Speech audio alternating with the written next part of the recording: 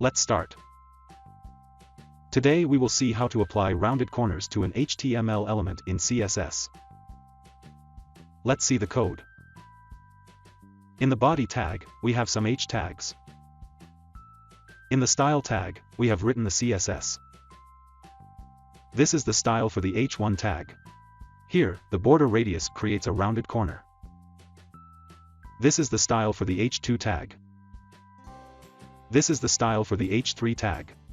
Here we have implemented different border radius values for different sides. Left, top, right, and bottom. Let's run this code in a browser. As you can see, we have implemented the rounded corners around the H tags. Here each side has a different border corner radius. So that's it. That's how you can apply rounded corners to HTML elements in CSS. Thank you.